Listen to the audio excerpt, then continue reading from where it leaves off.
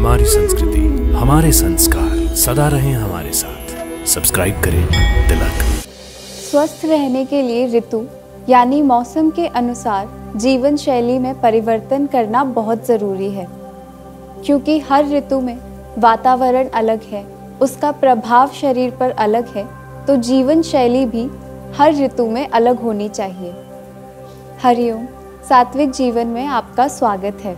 मैं डॉक्टर नेहल शर्मा, सात्विक जीवन के इस पथ पर आपकी साथी।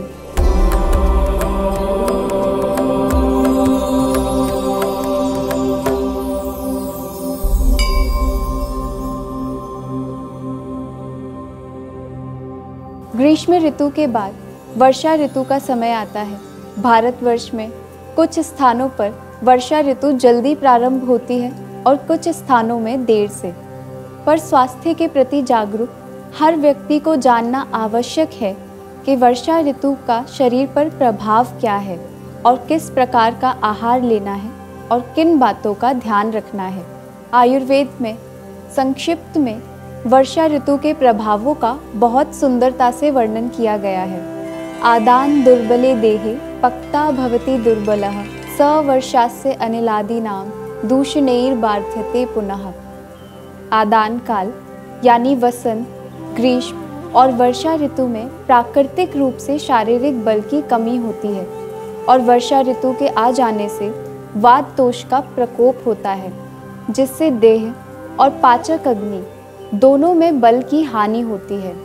इसलिए स्वस्थ रहने के लिए कुछ विशेष आहार विहार संबंधित बदलाव करने आवश्यक हैं, जैसे ग्रीष्म ऋतु के विपरीत बहुत अधिक पेय यानी लिक्विड डाइट का सेवन नहीं करना है, जैसे जूस, स्मूदीज, शेक, शरबत और कोल्ड ड्रिंक्स।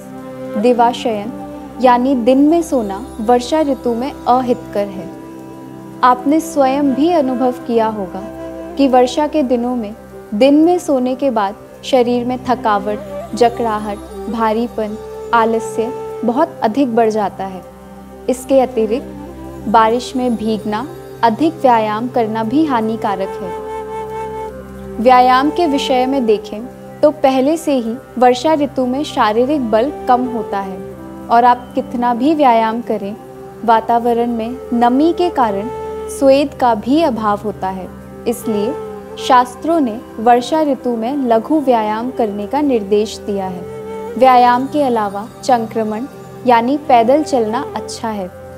आहार की बात करें तो अम्ल यानी खट्टे, लवण यानी नमकीन और स्निग्ध आहार का सेवन करना चाहिए, क्योंकि वर्षा ऋतु में वायु और पानी के कारण वातावरण में शीतलता रहती है और वात दोष बढ़ जाता है।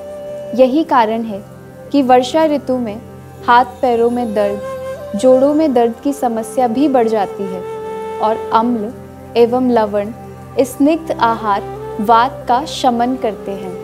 विशेष रूप से जौ, 1 साल पुराना गेहूं, चावल से बना भोजन, पानी उबालकर ठंडा करके उसमें मधु डालकर सेवन करें। मधु यानी शहद औषधीय गुणों से भरपूर है और वर्षा ऋतु में खांसी, गला दर्द जैसे श्वास रोगों में लाभदायक है। भोजन में स्निग्धता लाने के लिए देसी घी, विशेष रूप से देसी गाय का घी यदि आपके पास उपलब्ध है तो यह सर्वोत्तम है, या सरसों का कच्ची घानी का तेल भी उपयोग कर सकते हैं।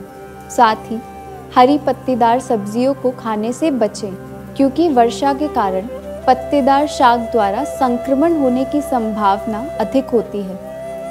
बारिश के मौसम में खुजली, त्वक रोग, फंगल इन्फेक्शन बहुत जल्दी होते हैं, इसलिए स्वस्थ व्यक्ति को उद्वर्तन करना चाहिए। उद्वर्तन यानी त्रिफला, आंवला, मसूर दाल चूर्ण या किसी अन्य बाथ पाउडर से मसाज करना। समय समय पर उष्ण जल से स्नान करना, साफ और हल्के वस्त्र पहनना और ऐसे स्थान पर निवास करना जहां नमी यानी ह्यूमिडिटी कम हो।